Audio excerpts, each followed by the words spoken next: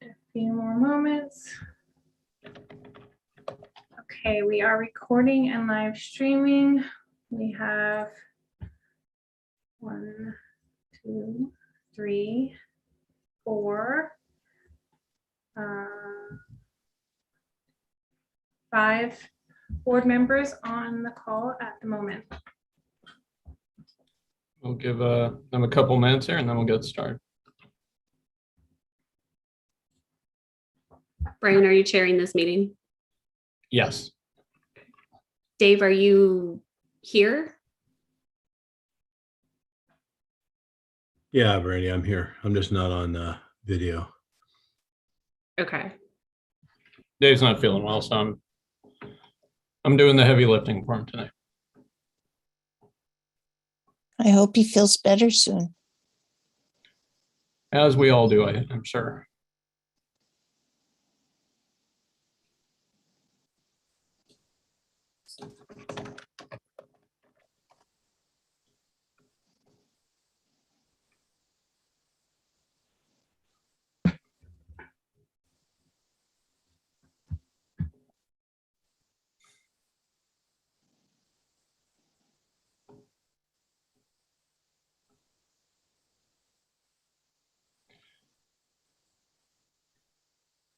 Jennifer, I'm having trouble locating the board packet.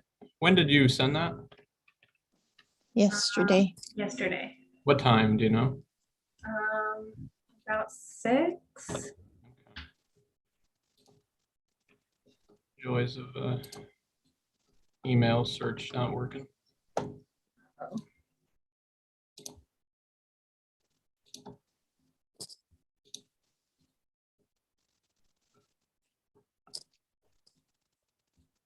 Jennifer, did you see the chat that someone said they can't hear us? One moment. Brian, it was 5:43 p.m. yesterday. I just resent it to you, Brian. Thank you.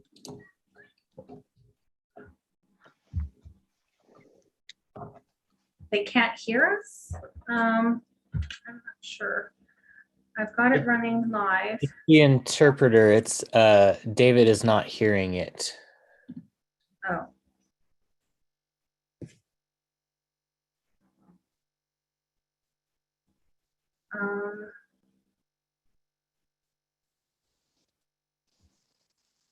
David, check which channel under interpretation you're listening to. Try switching around until you hear. Oh, he's not going to hear me when I say that.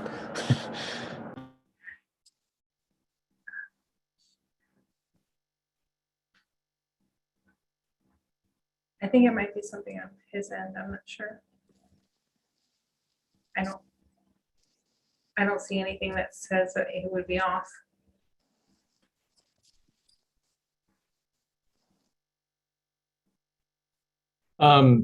Renee just texted me. She says she doesn't have the Zoom link. Could you send that to her and Trevor, please?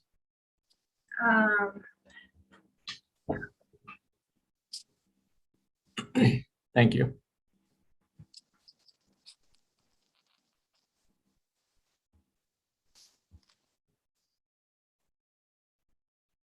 I'm resending her panel link now.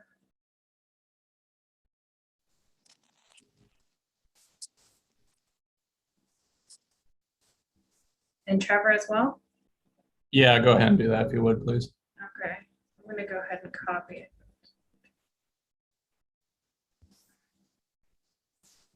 Do we know if the translators are still having issues? Sure yet. They said in the chat they'll switch and the other interpreter will go first. Hopefully David will be able to hear if he switches the different channels.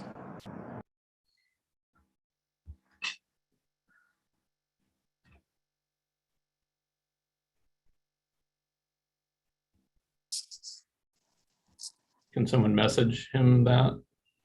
Yeah, I'm just trying to send the links. Hold on 1 second. I can't. There's Renee. I messaged him in the chat. I don't have another way of accessing his contact info.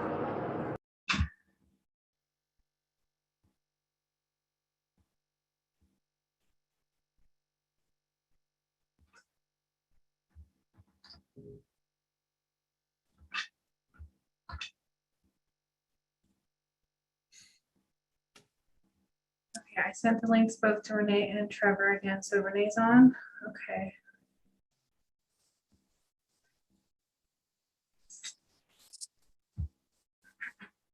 So once we establish that translators are all squared away, we'll open the meeting. Hey, Brian, I'm here. Hey, Trevor. I don't know. I went through the Newberg School Board link the first time, and it didn't give me the option of doing the computer audio, so I could hear you guys, but my camera wasn't on or anything. And then I found the other link that you sent in the email, Jen, and it seemed to work just fine. So.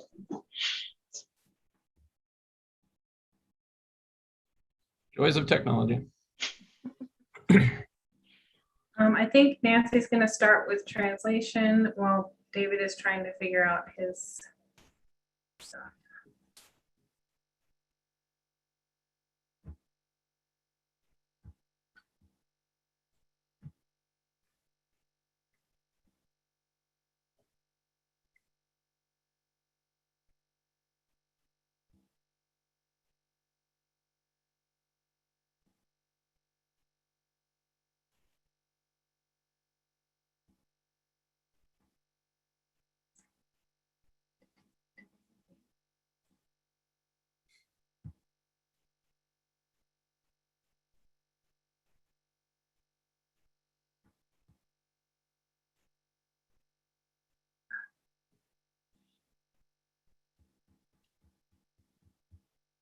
To the folks who have joined us, we're just waiting for some technical issues to be resolved with the translation service.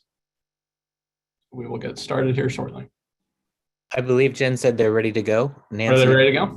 Yeah, I think Nancy, Nancy's is that- going to go ahead because I think David left, so he might be resolving his own and have to sign back in. Okay. All right. We will proceed then. I will now open this special board meeting of the Newberg School District Board of Directors. Call us to order, and we'll start by reviewing this evening's agenda. Under old business, we have rescinding the removal directive of BLM pride and political signs ban and refer to policy committee for policy development, designate board committees, governor's mask mandate and local control options. And then under new business, we have approved GMGC recommendations for bond construction firms to build Edwards Elementary and Newberg High School projects. Then we'll discuss future agenda items and adjourn. All right, so starting off with item A under old business. I guess I will just read this from the packet. At the July 13th, 2021 board meeting, the board tabled motion 13, directing the superintendent to remove all Black Lives Matter, aka BLM signs, flags, placards, and all instances of the symbol known as the pride flag from district facilities immediately, and direct the policy committee to draft policy language prohibiting the display of political signs, flags, and placards in district facilities, with the sole exception of the American flag and Oregon state flag.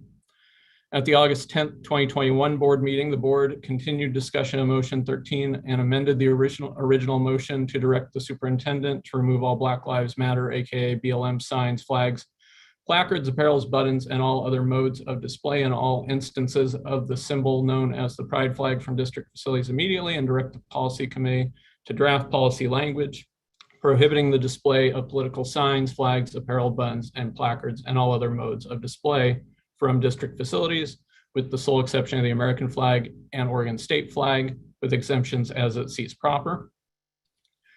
The language contained in this directive shall only apply to district staff and faculty while in the performance of their official duties as district employees after a second motion to table failed. The superintendent stated he would not implement the directive before receiving legal advice to ensure enforcement was not unlawful. The board met an executive session pursuant to ORS 192.6602H to consult with legal counsel on August 24th, 2021. At a special meeting of the board on September 1st, 2021, the board will consider a motion to rescind motion 13 and the removal directive of BLM and pride displays from district facilities and refer political sign bans to the policy committee for development of policy. I move that the Newberg School Board rescind the policy, the directive as mentioned, and that we refer it to the policy committee to come up with a policy that is legal and ready to go. I didn't there a- say that exactly. Right, but Is there a second?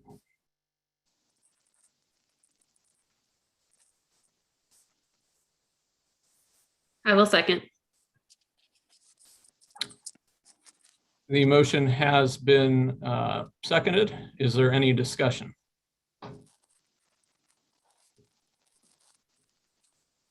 I will explain why I paused on my second. As is well known, I don't think that we should be rescinding. I think we should be rescinding this. I don't think we should be sending it to policy. My concerns are around the legal ramifications. Our policies are based on law, and this will be, to my current understanding, illegal. So I think if referring it back to policy is the point that we can all agree on at this point as a board, then that is why I will support rescinding it and turning it back over to the policy committee.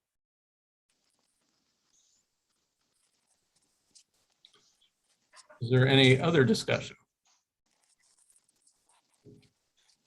Chair Shannon, what legal advice have we received on the motion 13 that passed that you just read? I don't want to share attorney-client privileged legal advice in a public meeting, as that would waive our right to attorney-client privilege. Have we received any legal advice, and if so, by how many legal experts?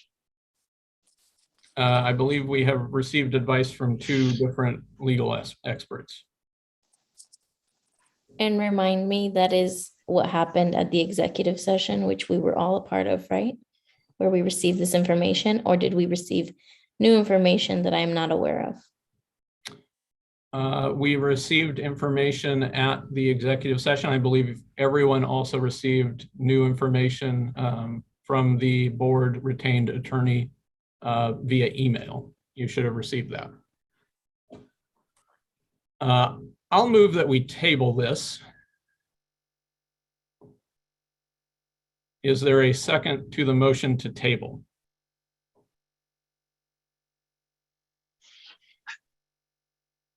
Are you going to tell us why, or after you get a second? Well, that would be part of the discussion process.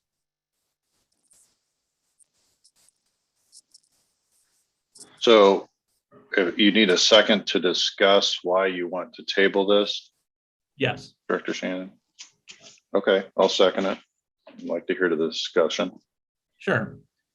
I think we should table this so that we can time the recension of the motion 13 to the adoption of the policy that we're going to formulate.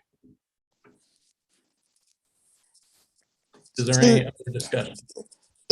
What are the legal ramifications if we table this motion to meet with the policy committee? And what's the time frame of this? Do you project that the policy committee would be able to crank this out? Yeah, I echo that. What's that?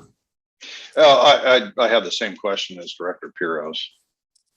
So What are the legal ramifications and what's the time frame? I do not believe there are any, assuming that we wrap this up in the next month or so, I don't believe there are any additional legal ramifications for us. It's a bit confusing because of the tort claim notice from NEA. My understanding from that is that if it is not rescinded within, I think they had said 14 days, that it would be, that they would pursue the legal challenge to it, which I think it's been at least a week, if not more. Well, that's fine. Even if they did do that, by the time it got anywhere in the court system, we would already have rescinded it. So that point will be moot. Sorry, what are we about- allowed to talk about the legal aspects of this? I don't think we should. Okay, I guess it becomes a little bit difficult because we're talking about making a decision based on legal ramifications, we would need to know what the lawyers said about, I guess it's kind of two parts, right? So we have a directive to Superintendent Morlock, right, who's stated in the past that he wouldn't follow these if it was unconstitutional or against the law. Is that correct? Yes, that's correct. And based on legal advice thus far, would you be prohibited from implementing the directive on motion 13? Also correct. Okay.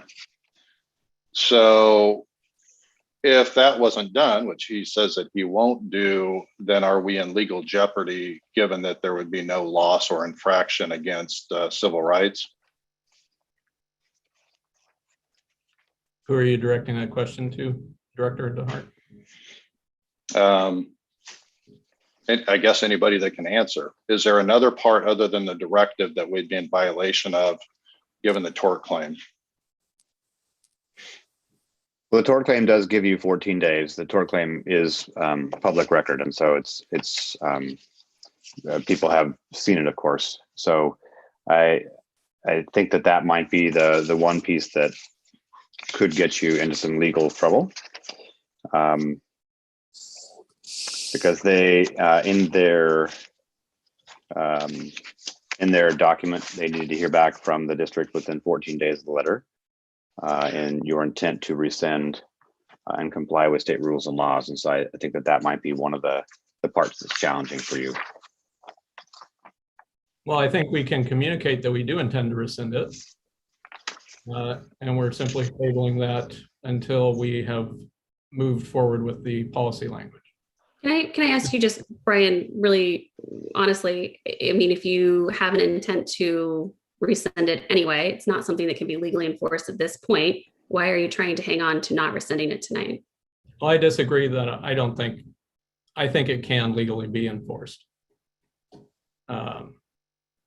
And it's the express will of the board as it has passed it. And I think it remains that way until we replace it. So you're suggesting because you think it's legal that it should be enforced regardless of any legal advice we've gotten or lawsuits that we have pending?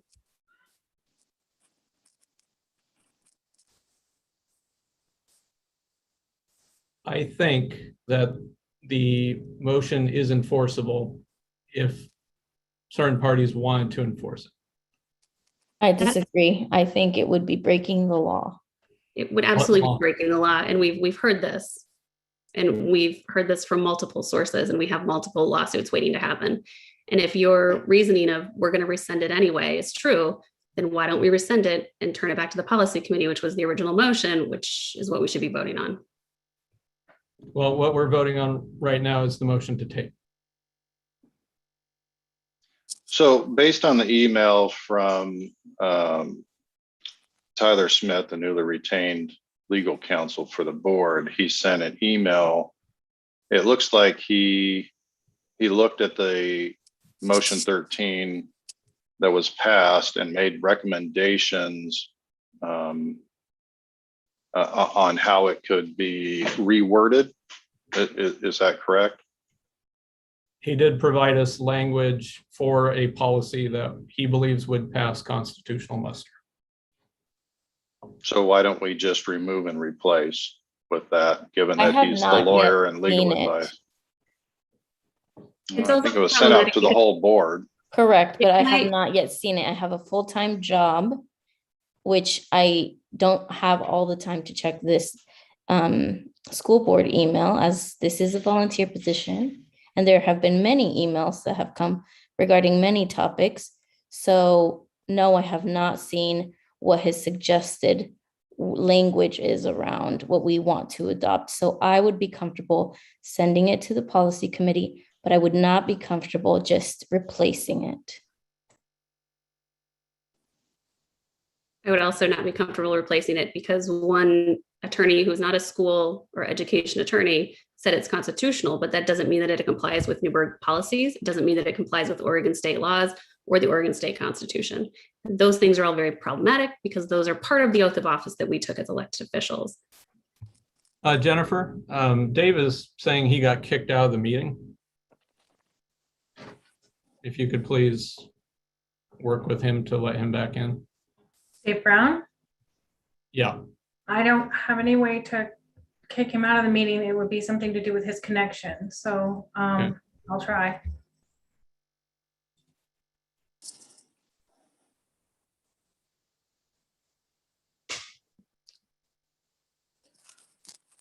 So we have two motions on the floor. One there to any- table. Is there any further discussion on the motion to table? Yeah, I- what's, oh, sorry, Director No, Piros, go ahead. Go ahead. Well, I guess the other part that Director Piros and I had was, how long do you anticipate the policy committee taking to draft or make recommendations to the full board on the new policy, given what's been submitted by legal counsel? I would think that we could get an emergency meeting going within the next week and potentially have language ready for adoption at the next board meeting on the 14th. Brian, I hate to dissuade you, but next week is the first week of school. And the policy committee consists of Dr. Morlock and Jen Nelson. And to get on their calendar, and also the OSBA representative, Spencer Lewis. I've been on the policy committee for 3 years, and I don't think it's gonna be that quick. Can I ask Jen a quick procedural question? Sorry, I'm gonna have to pause for a moment. I'm trying to get Dave in here. I actually haven't heard what you're saying because I'm trying to do two things at once. Sorry, one moment, please. And my concern is that there was a motion on the floor, which had a second, was open for discussion. Another motion was made, which I don't think is correct order. And now we have two motions on the floor and they were taken out of order. I just want to confirm that The with motion Jen. to table supersedes the motion to adopt the. I'd like to confirm that with Jen if possible when she's available. Sure. The chair is the parliamentary officer of the board, but sure, you can ask her to. Yes, a motion to table supersedes an original motion. Thank you, Jen.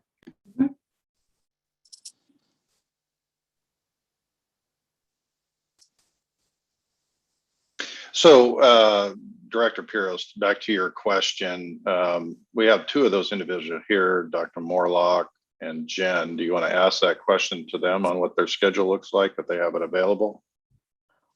Well, it's problematic because we've got two motions still on the table, and this is a discussion around scheduling a policy committee meeting. And I understand wanting to know a general timeline, but this isn't the proper place to schedule that meeting, if that makes sense. Well, it's relative to the discussion of whether the motion to table is appropriate. And I think we need all the information we can get in order to make that determination.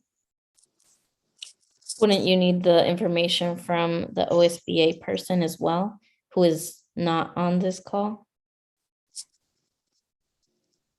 Yeah, I believe we can get that next.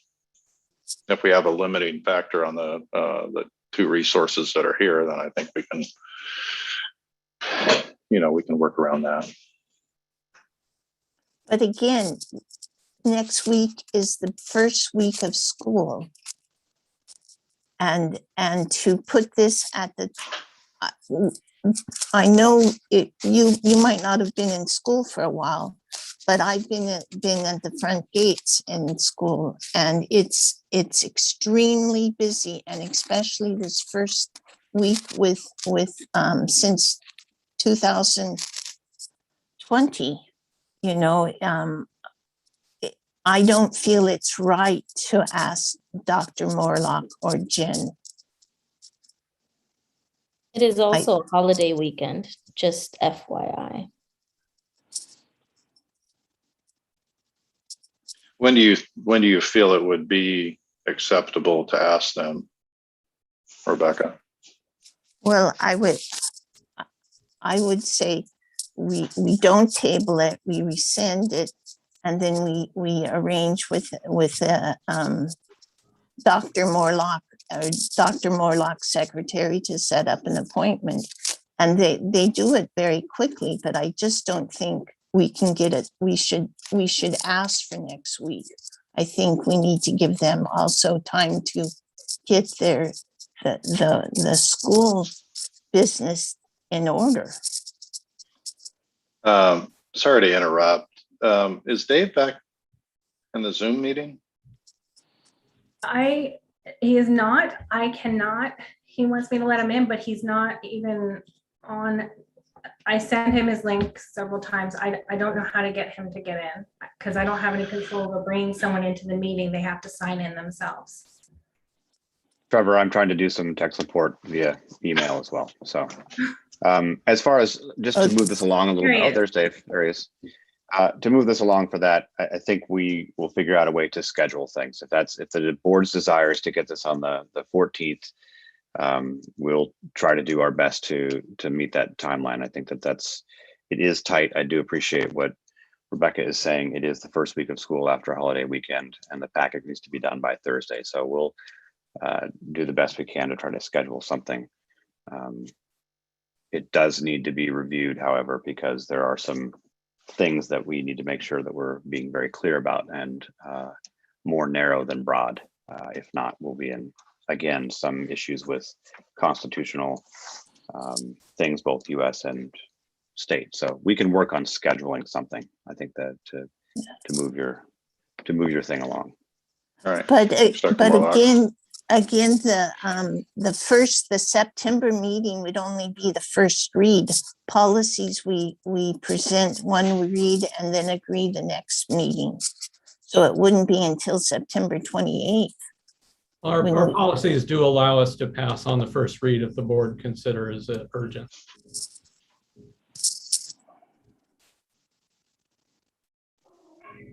I don't know how urgent it is when we've had two motions on the floor for 20 minutes and there's not been a lot of movement. So are we through discussion? I mean, this only had, I think, a 10-minute discussion piece on the agenda. And as chair, Brian, I would hope that you can keep us on track time-wise with the agenda this evening. Great. Is there any further discussion on the motion to table? In that case, I will call the vote. Dave, if you could turn your camera on for the vote, I'd appreciate that. All those in favor of the motion to table, raise your hand and say aye. Aye. The motion is approved. The motion is tabled. Can you Thank you read for calling out the who- no's? And you need Oh, yeah, to sorry, my bad. All those against the motion to table.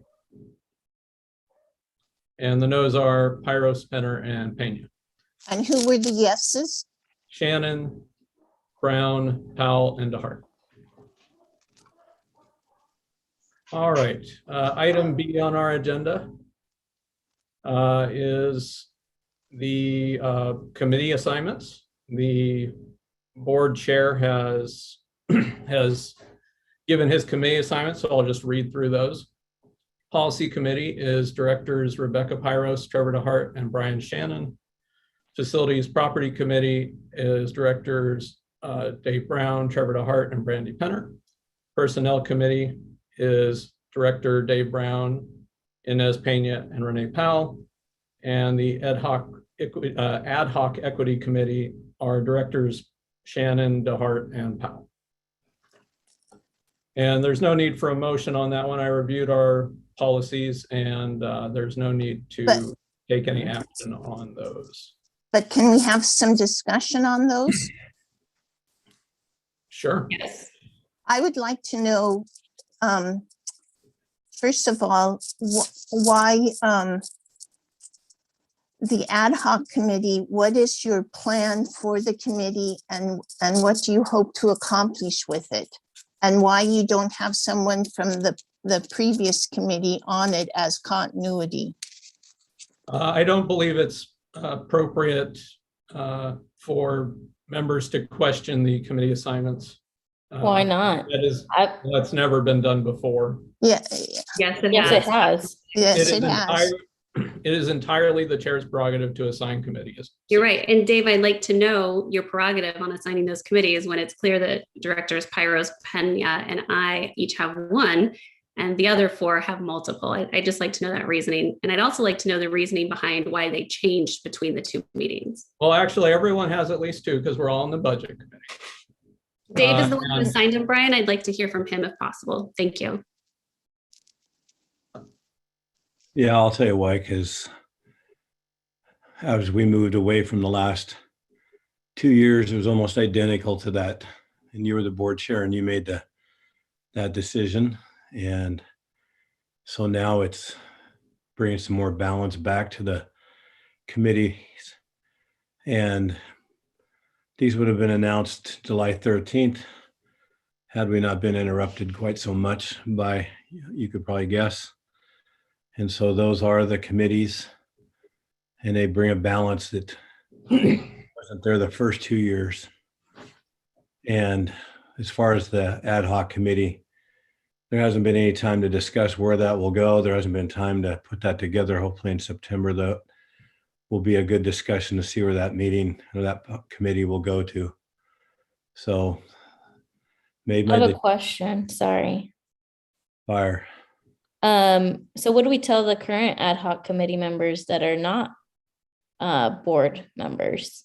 Because we told them they were on a commitment for 2 years. Well, as we changed over again to the new board chair made that decision, and I'll be responsible for that. So these are up for review. We reviewed them, and that's the committee. So everybody's on a committee. Everybody's actually on two or more. So hopefully we'll do a better job. So thank you. A better job than I'm- what, Dave? I'm gonna cut this off, Dave. You No, know, you're not, Brian. You're not cutting it off. Rebecca has I a am question. cutting this off. How are We're you moving cutting this on. off? How are you cutting this off?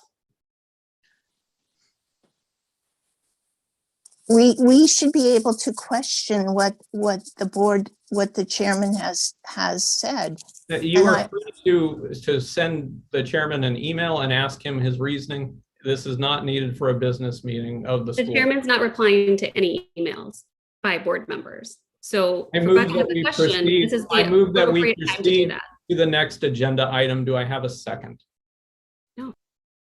I second. So Is there now any we need a discussion? 2/3 vote. Is that correct? 2/3 vote to end discussion?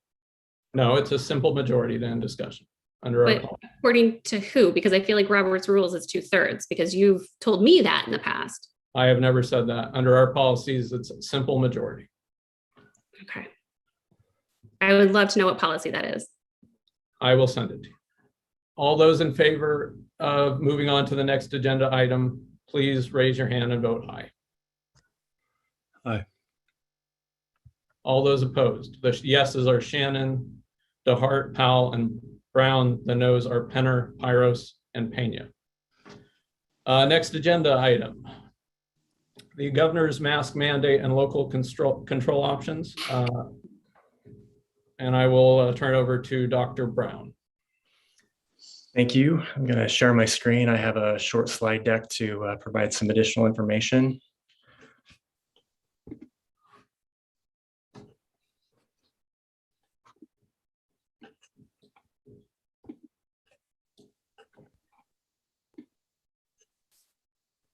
Okay, can everybody see this? Yes. Okay, thank you. Okay, thanks again for the time tonight. I know that you have not a whole lot of time and a lot of material to get through, so I'll try to be as succinct as I can with this presentation. Providing some updates on the mask requirement. And to do that, I'm going to share some current information on COVID metrics and statistics, both at state, national, and local levels. Talk a little bit more about the mask requirements. There's some new information with regard to mask requirements for outside activities. Just a reminder about the penalties and then next steps. And So in this first slide, again, just wanted to provide some information to hopefully help aid in your discussion about this issue. This first one was published in the Washington Post earlier this week, and it's designed, it's a statistical model to help us better understand the potential risk that we're all facing. It's organized with these 3 line graphs: low immunity, medium immunity, and high immunity. And I wanted to draw your attention specifically to the low immunity, because that is the place where students in Newberg and nationally will experience the most risk. Students who are under 12 years old and currently are not eligible for vaccine. I know we're not having a vaccine conversation right now, but as you can see, when you take a look at that and based on the model that's been provided, there's a couple of numbers that kind of stand out. In places where we see universal mask usage and frequent testing, this model projects that even in that kind of a scenario, that about 22% of students in that kind of 0 to age 12 will contract the virus, which is a little better than 1 out of 5. Students who are wearing universal masks and don't receive regular testing, it's about a coin flip. So almost 50% of those students may end up contracting the virus. And then the numbers get a little scarier from that point forward. In places where we have no masks, but testing occurs, we could see nearly 80%. So 4 out of 5 students potentially in that high vulnerability space or low immunity that could potentially contract this. This is just a map to show you what transmission is currently looking like by county. You can see that across the state of Oregon, we see really high transmission of COVID. The 2 counties that you see that are in the less than high space are Wheeler and Lake County. So we know that it's moving, and it's moving fast all over the state of Oregon. Statewide, going back to the beginning of July, you can see the average number of new cases per day in that middle column. So if we look back just recently, even to 2 and 3 weeks ago, mid and early August, we were seeing 1,800 and 2,000 new cases per day. And we've continued to see really high average new case rates per day. This table is Yamhill County. And so again, looking at a similar time frame, you can see the number of new cases. And in the far right column, you can see that among those new cases, the percentage of those cases who are from folks that are not fully vaccinated is 80% or north of that every time. Talking a little bit about case rates for students that are school age. We have 3 different lines here. And if you take a look at the beginning of August, so I'm focusing over on the far right-hand side of this graph, you can see that for students really in any of those 3 age categories are experiencing right now the highest case rates that we've seen really since the beginning of the pandemic. This goes all the way back to March of 2020. So we know that the story that this is really telling is that we know it's highly transmissible. We see the case rates, and we know that some of our most vulnerable society members are kids, and we're getting ready to open school again. If we take a look at those numbers and break it down by race and ethnicity, what this shows you, this graph shows you that some of our kids are quite a bit more likely to contract the virus than others. The orange bar graphs at the top show you that our Hispanic students are a little bit more than 4 times as likely to contract COVID than our non-Hispanic students. And then if you take a look at the blue graphs below that, you can see the likelihood of other groups. And you can see that our Black students are about 3 times, is a little more than 3 times as likely than other students are. This last graph that I have for you is designed to tell a little bit of the story of what policy interventions have meant in Oregon relative to COVID and the things that we've tried to do to try to curb the spikes. So you can see each time after a key policy intervention, something along the lines of staying at home or a mask mandate or reducing the number of people that are congregating in businesses and outdoor spaces and things like that. You can see that there's a drop after each of those interventions as a way of trying to get the numbers back in check and help us all get through this. So we know that policy interventions are something that helps us move forward safely. Most of the slides I just showed you, I just wanted to mention, came from the Oregon Health Authority. And so for any of our board members that haven't had a chance to take a look at their website, or any members of the public, I wanted to put the link up here so that you can go check out their data dashboard. They have I would honestly say, a remarkable amount of data on COVID. And so if you're interested in learning more or interested in taking a look at anything that I showed you, that's the place that you can go do that. Now moving into just a little bit more information about the mask mandates. Some of this information you saw the last time I talked about it. We know that Governor Brown directed ODE and OHA to create a rule requiring face coverings back in July. The priority is to implement these protocols that are needed so that we can reliably and safely hold in-person school every day, all year long, for every single student. That's really the driving statement of all of this. We know that if we fail to do that well, we'll lose instruction time when we transition back to remote learning or hybrid learning or whatever might happen. Students will lose opportunities for socialization, and there's also an increased risk of community spread, particularly for those who may be unvaccinated or just are otherwise low immunity. Again, some of this will be reviewed, but it's worth stating again, in terms of the mask requirement, all individuals in schools must wear masks, including staff and students, contractors and visitors, when it's regular school, school during regular school hours, engaged in activities such as field trips or off-campus classes, or are at school engaged in educational activities outside of those hours. And face shields can be worn instead of a mask. An individual cannot wear the mask for medical reasons. And if there are unique cases where a face shield would also not work, then we work with those employees to identify an alternative that will keep everybody safe and still meet the letter of the requirement. These are the exceptions to when folks are required to wear masks: actively eating or drinking, sleeping, playing musical instruments that require the use of their mouth, engaged in sports, alone in a private office enclosed by walls on all sides, or under the age of 2. Again, that's information that I presented to you a little while back. An outdoor mask requirement became effective on August 27th, so that's fairly recent. This is regardless of vaccination status in outdoor settings in which individuals from different households are unable to consistently maintain physical distance. Does not apply to fleeting encounters such as walking past each other in the park. And while the rule does not apply to outdoor gatherings at private residences, it is strongly recommended that in those settings, individuals maintain physical distance. This rule, however, does not, the mask rule for schools does not fall under that requirement. So mask requirements for day-to-day operations of our K-12 schools are not governed by that rule. Instead, masks are not required for outdoor recess, meals, classes, and those actively engaged in sports. Currently, they're currently allowing this because we have become practiced in this effort, and we are also utilizing other protocols to try to help keep everybody safe, which include physical distancing, visual systems screening, cohorting, managing our airflow and ventilation, hand sanitation, and so on and so forth, things that we've shown you before.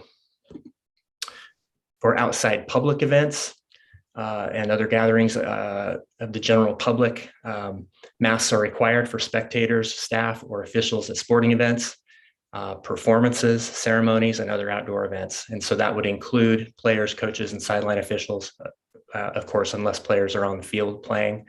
Masks are required for open house, parent nights, and school carnivals, and other things of that nature. And our child care and youth programs will continue to follow the existing mask guidance from OHA as well. Just a reminder on some of the consequences that can come as a result of not following the rule, outside of just the general health and safety consequences that hopefully the data that I presented to you contextualizes a bit. Schools and districts are in violation of this rule can be subject to civil penalties of $500 per day per incident, which is authority that comes via OHA. So while the district can incur some financial consequences, which we've talked about before, really, I think the bigger issue is if we don't follow this, then licensed educators, which includes administrators who fail to comply, can face penalties, including the loss of their license under the ethical educator standard. And I mentioned before, school board members who vote to violate the rule can be personally named in lawsuits for damage if someone becomes ill as well. So none of that information has changed since the last time that I presented this information to you. So the proposal is that the Newberg School District Board of Directors rescind motion 7 from your July 13th meeting to lift the face mask mandate in district facilities effective the first day of school, because it preceded the governor's directive to make masks mandatory for all K-12 schools. And with that, I'll turn it back over to Director Shannon for questions and dialogue. So Derek, I have a question. You know, Yeah. we passed the motion back when things were looking better to go mask optional. Right. The governor then came in and overrode us. So why would we need to rescind the motion that we passed back before she overrode us if she's currently overriding us? Can't we just keep it on the books, and then when her directive goes away, our directive would go into force? Yeah, I would have to talk to our attorneys and find out how we deal with that. I just wanted to provide the most up-to-date information that we had on it and give you another opportunity to have a discussion about whether or not what direction you want to go with that. So currently our board has voted to make it optional. And then, as you said, the governor's guidance came in after the fact. So I'd have to talk to our attorney about how we manage that. We are currently operating with the belief that masks will be required for health and safety reasons, and because we want to keep schools open and keep kids in school. So we believe that's the best way to go. But really, it's your decision on whether or not you want to rescind motion 7, and we can certainly get guidance from our lawyers about the potential impact one way or the other.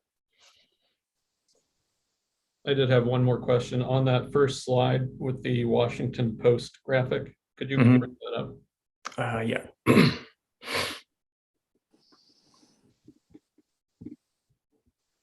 So our kids in this scenario are going to be in the universal masks, no testing. Is that correct? I would put them in the universal masks and testing place, because we are going to be offering on-site testing as we did last spring. So we've worked with Yamhill County so that if we see students who are have visual symptoms, we move them into isolation, and we offer testing. We contact the parents and we offer testing. If they choose not to go that route, then they have to go into a longer period of isolation until we can confirm that there are no symptoms, or they may choose to go ahead and take the test, and then we can confirm much more quickly whether or not it's a positive COVID test. So it's somewhere in between, probably. But is that what this graphic is showing, or is this showing regular testing of everybody? I think it's testing of those students is what they're trying to get at here. So it's random testing? I guess not random, but reactive testing. Maybe that's a better term. I think that's closer to what this visual is trying to tell you about, but I'd have to contact the research group that pulled it to confirm that. So what's our response when an individual has a confirmed case of COVID in one of the schools? Sorry, ask that one more time, Director DeHart. Well, I guess I'm looking at this. I've got several concerns, right? I'm trying to understand the graph. So I guess it depends on the school where we're at, right? It talks about high immunity, mostly high schools. I would assume that's due to what, immunization rate? Probably a combination of factors, probably just stronger immune systems, as well as certainly that group of students, there would be more that have received the vaccine, and we won't know that unless that information is offered to us, but we don't know. Okay. I guess my other concern, right, that comes out here is that, in a recent study from the University of Waterloo, they found that surgical and cloth masks were only 10% effective. So if an individual, a student, is asymptomatic, or a teacher or staff member is asymptomatic, is the assumption that mask is going to, I mean, according to that, 90% of airborne virus, whether it be influenza or COVID-19, right, can escape the mask or be inhaled through the mask. So the reason I bring this up is because I had a lot of, a fair amount of parents write in about this subject, and they're concerned because their kids are immunocompromised or they have family members that are immunocompromised. So, I can't speak for everyone, but it's my perception that some people maybe feel that these masks are 100%. And according to the most recent study from the University of Waterloo, they're very ineffective. So, and according to your graph here, it sounds like, we're almost guaranteed to get cases of COVID in the school. What are we doing to, beyond the masks, can you describe what we're doing to prevent the spread, either use of hand washing or hand sanitizers, whatnot? And in the event that we do have an individual that comes down with the case, what is the response? Yeah, so lots of different health and safety protocols that are in place to try to help mitigate things, as you pointed out. Certainly frequent hand washing, use of hand sanitizer, certainly the social distancing component, which granted is going to be more challenging in certain spaces than others for sure. But I want to credit our teachers and our administrators who've been working diligently on that since last spring to think about how we can continue to improve in those areas. I know Larry Hampton has talked to you all a little bit about the improvements we've made to ventilation and airflow. We're moving a lot of air around to try to ensure that we're staying clean that way. So all of those things contribute fairly positively. Just looking at the three charts that you have in front of you here when you talk about the effectiveness of masks or not, and granted, this is based on a statistical model, so it's an estimated prediction of the future, right?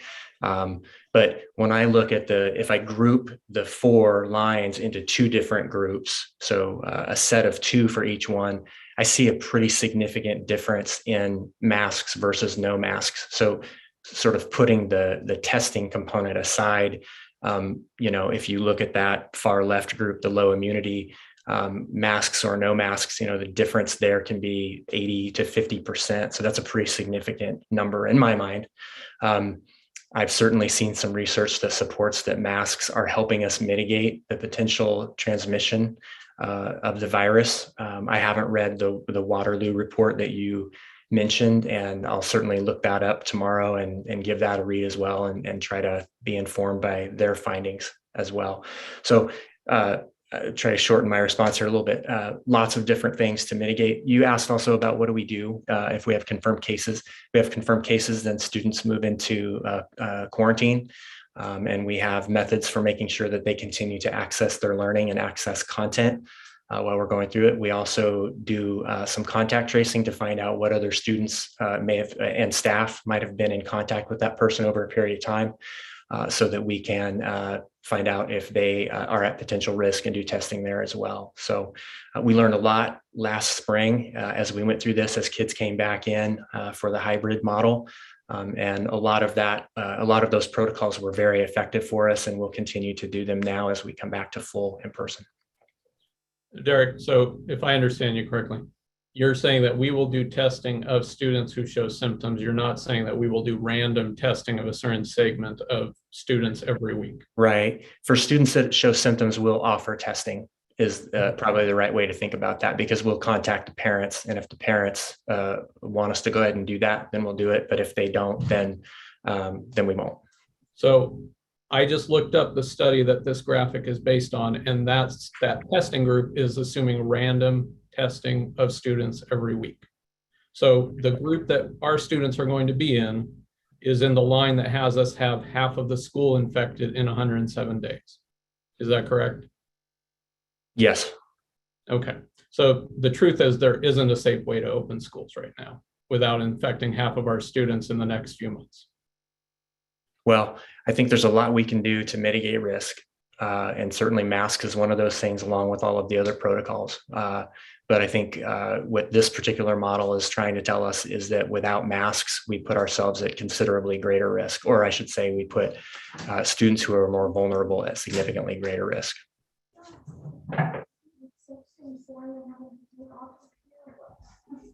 I'd like to move that the Newberg School District Board of Directors rescind motion 7 from the July 13th, 2021 board meeting to lift the face mask mandate in district facilities effective on the first day of school for the 2021-22 school year, because it precedes the governor's directive to make masks mandatory for all K-12 Oregon schools. I second. Motion has been made and seconded. Is there any discussion? I don't think it's necessary to rescind our order. I think it's fine to just leave it as it is. And when the governor lifts her order, our order will go into effect. My concern about leaving it is it doesn't, it can be very confusing for parents and guardians of children to know what's going on and an already incredibly chaotic and difficult time. And I think the more clear we can be about this for our community, the better.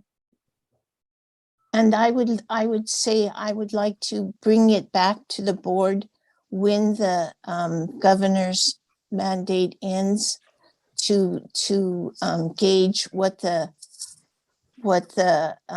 community is feeling at that point. We might be in a different position then.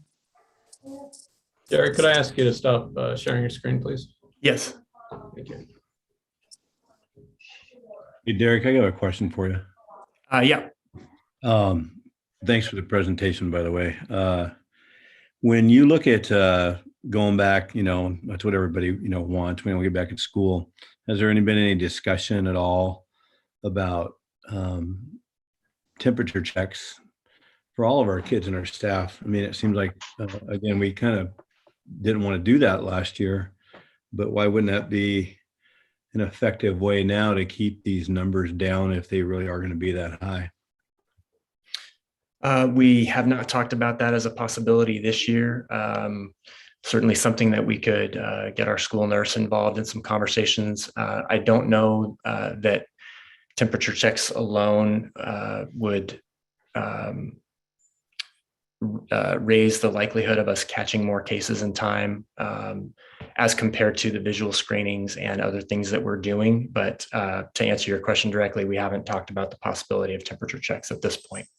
I really think we should, because when we're talking about, anybody that has a temperature coming into school, whether it's a simple cold or a flu, would be, but now that we have COVID in this world, it would be and that just an extra layer of security for us to keep those kids out of our school all day long.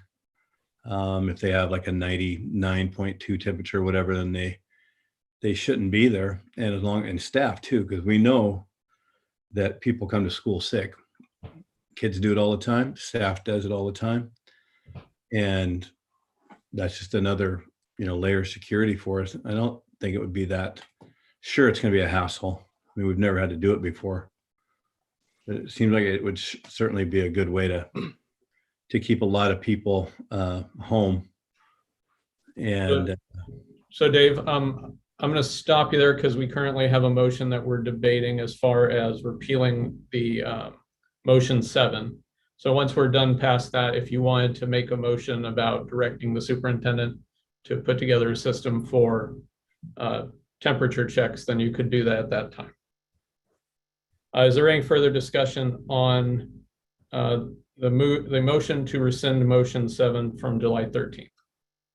Yeah, I had, sorry, I was trying to ask a question. I was on mute. One other thing that I had for you, Derek, was, we talk about masks, we talk about COVID infections, seriousness of illness, all that stuff.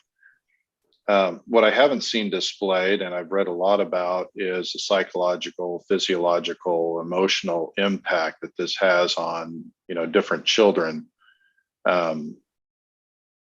Have you come across that? And I'm curious, why are we not talking about that also? Do you mean that in the context of emotional impact and psychological impact of wearing the mask or of contracting the virus? Yeah, of wearing the mask, right? There's been a lot of documentation on that. I'm just curious why we're not talking about that, if that's been quantified.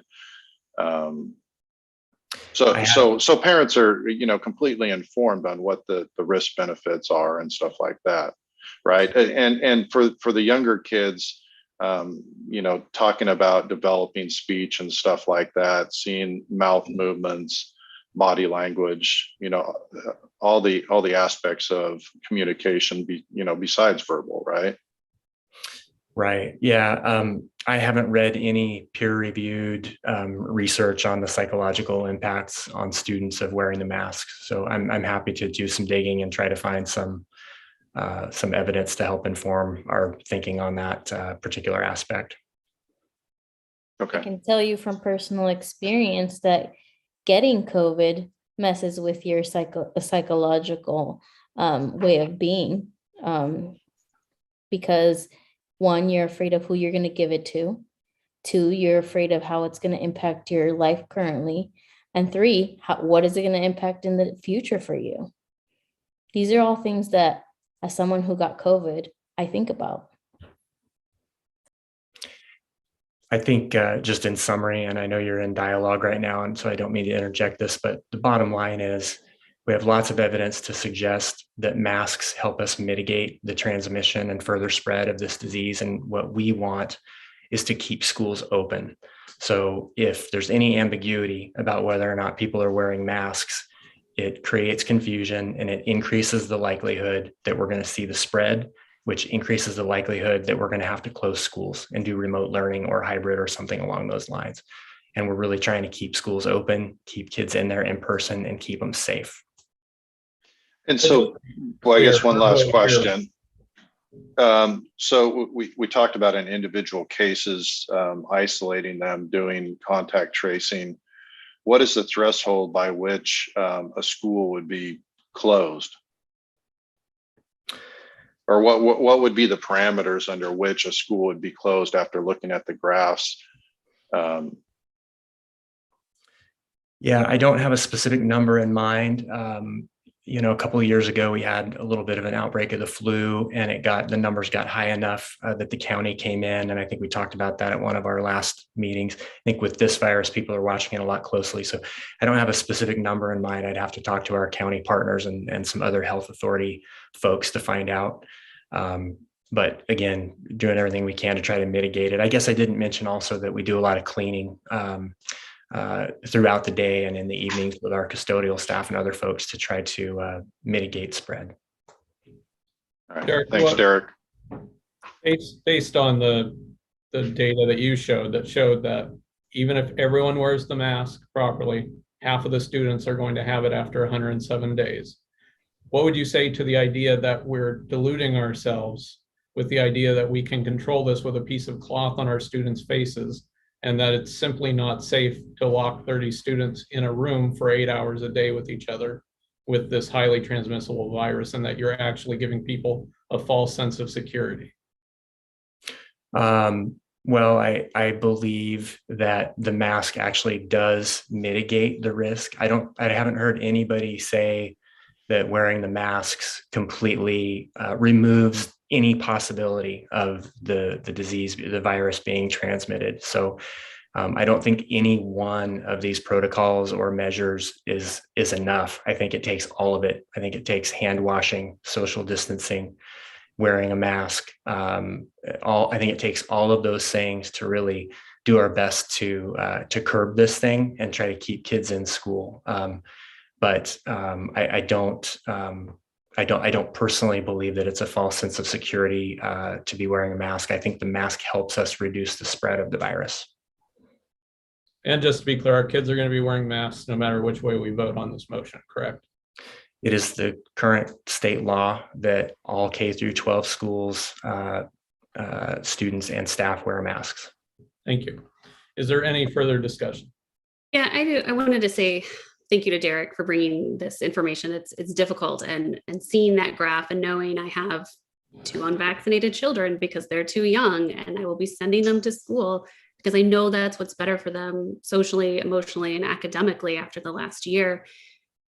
And knowing that even with masks and all of the mitigation that we're taking, there's still a possibility and potentially a high possibility that they will be sick. And I know that every parent has to make that choice. And I want to stress that we have robust online options for students who are unable or feel unsafe attending in person during this time. or if it fits a family's schedule or preferences more, it is always there as an option. And, I think in this time of pandemic, we all have to be incredibly informed and make our choices based on the information that we have at hand as parents and as leaders. And I think that currently this is the best information that we have. Okay, if there's no further discussion, I will go ahead and call the vote. All those in favor of the motion to rescind motion 7 from the July 13th, 2021 board meeting, raise your hand and vote aye. Aye. Dave, can you show your camera, please? The yeses are Pena, Pyros, and Penner. All opposed?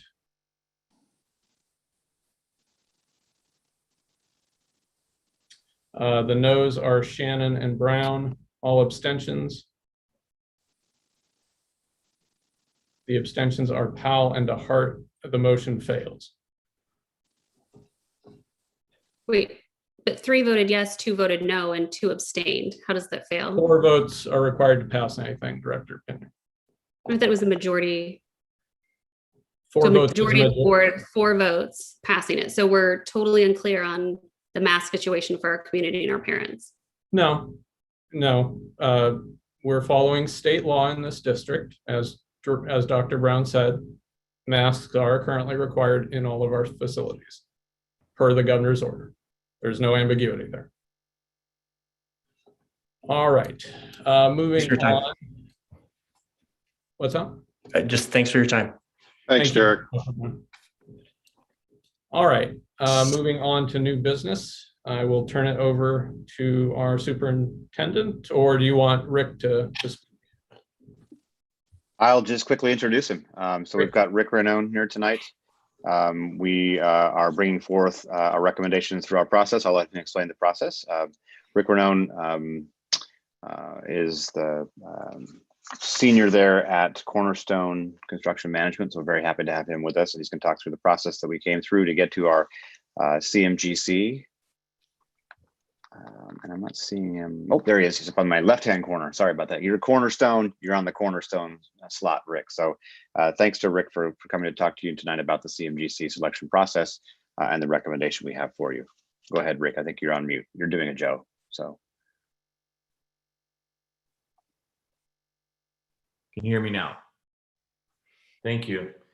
Good evening, Superintendent, board members, and other administrators that may be joining us tonight. I've had the pleasure to work with the district on the bond projects. We have some that we launched this summer, and we're doing pretty good on those projects. But our 2 largest projects coming up, excluding Dundee Elementary School, is the exciting project that we want to do at Newberg High School and the exciting project we want to do at Edwards Elementary School. The bond management team that meets regularly looked at some construction methods. The state allows 3. There is design, bid, build, which we have used on projects. There is design build, which is a 1 contract approach, and the design and the construction is done by 1 firm. And then there's CMGC, which really is a construction manager, general contractor approach. And we bring them on in the design phase, and they help us clarify the scope of work that we're going to take to market and buy. They help us understand the existing buildings and what we're going to find when we start opening up walls and doing some excavation work. We issued an RFP, request for proposal, I'm sorry, and we got 11 firms. That is a very high number of responses for projects similar to this. We established a selection committee. The selection committee evaluated all of the written proposals that we received. We evaluated the teams that were proposed, their similar projects that they have done, and the cost for them being on our team. We ended up interviewing 3 firms. It was great interviews. They were virtual. After a fair amount of discussion, the selection committee felt like that hiring Pence Construction for the high school project was in the best interest of the district, and hiring Skanska Construction for the Edwards Elementary project was in the best interest of the district. In order for us to move forward, the board needs to approve the selection. If we get approval, then we can start working on a contract and getting them on our teams and working on our teams to help us get the projects launched. Both contractors are anxious to get started. I have worked with both contractors on many previous projects. They're good contractors. I think we went through a really good process. And before we talk about a resolution, I'd be glad to answer any questions that anybody has about the process we went through and the recommendation that we're making. Hi, Rick. Yeah, could you just briefly speak to that process and how many firms you considered and how you chose these? Okay, so again, we got 11 proposals, and we had to go through those written proposals, and we used the criteria that was published in the request for proposals. So when we issued the request for proposals, we provided a criteria that included a certain number of points, a maximum numbers of points. For example, they may get 25 points if their team has worked on similar projects. So we had to follow the criteria in the RFP. We've done it many, many times. We followed the criteria in the RFP. In terms of cost, one of my project managers built a spreadsheet that calculated their cost to be on our team, and more importantly, the amount of money that we would have to spend on the construction. And all of those factors were used when we decided who we're going to interview. At the interviews, we sent out 4 questions that the committee felt they should address in their interview. Each contractor addressed all 4 questions. We also had some questions that the selection committee asked them to see how they would respond to a question they didn't have time to prepare for. And they all answered those questions. And then once we were done with the interviews, we tried to clarify who the highest ranked firm was of the 3 we interviewed for the high school project, and who the highest ranked firm of those we interviewed for the Edwards Elementary project. And so it's a thorough process that has been used by many, many districts in the past. We did a lot of work evaluating what they wrote and what they shared with us in the interviews. Does that explain the process a little bit more? Yes, thank you. Does anyone else have any questions? So what, sorry, Rick, this is Trevor. Hey, Sure. Was there a requirement that we use 2 different firms, one for Edwards and one for the high school? No, great question. We asked all of them to tell us why we should hire one. And they did, everybody recommended that we should hire one. The biggest reason they felt is that there would be some continuity in what we established for one school would automatically be established for the other. the selection committee felt like having two, there were some major advantages to having two. A couple of them is we're going to watch two different firms go through the process to give us different options to maximize how much money we spend on teaching and learning. And we felt that having two firms work was beneficial to the district. Also, we're thinking about Dundee Elementary School. We're talking about, is there some schedule complexity there that it would be considered for CMGC? And so we really believe that we're going to get the best out of two firms, which could be better than the best out of one firm, if that makes any sense. And these two projects will be going on in parallel? Yeah, we will. The high school job is larger and will take longer, but yeah, we will want to start them next summer when students aren't in school, but both projects will also be in the construction phase while students are in school. That was one of the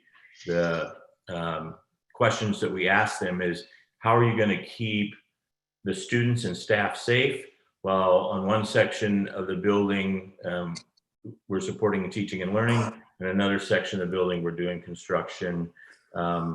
It is a way to kind of get the continued effort of the subcontractors and the work and reduce the cost and reduce the amount of time that the projects take. But we feel really comfortable with the firms that we've selected and feel good about the process that we went through as well. And I'm familiar with Skanska. What was the other firm for Edwards? Penn's Construction. Penn's. I'm Yeah. familiar with them. And you Yeah. said that there was a scoring that you used. How far? What was there a delta between the two firms, Penska and Skanska? Yeah, the top three, the delta wasn't significant in my opinion. And that's, once we went through the kind of scoring for the written proposals, there was a separation between the firms that were the highest ranked firms and the firms that weren't necessarily ranked as high. And so that's how we determined who we would interview. We interviewed the three highest ranked firms and chose not to interview the other firms that proposed. And so tonight we're voting on retaining those two firms, both for design and construction. Yeah, they would come on board and help us for the design and construction. And I think the resolution would be that you authorize the district to enter into a contract with Penn's Construction and Skanska Construction for those two projects. Can I add one little piece? Sure. Just wanted to reflect back because Chair Brown asked in a previous meeting about local contractors and want the board to know that we had each of these contractors present to us their plan for involving local contractors so that work stays within the community, and both firms demonstrated a really good plan for that. Pence Construction is currently working in Newberg already on Friendsview retirement community and has already developed a list of subcontractors that are local. And the other piece is that each of the teams, one from Skanska and one from Pence, have Newberg High graduates, and the Edwards team even has someone who went to Edwards. So we have local connections with these companies and a commitment to do their best to recruit local businesses for these contracts. Thank you for that. I'll move that the Newberg School District Board of Directors approve hiring Pence Construction as the CMGC for the Newberg High School projects and hiring Skanska USA as the CM and GC for the Edwards Elementary projects. I second. There's been a motion and a second. Is there any discussion?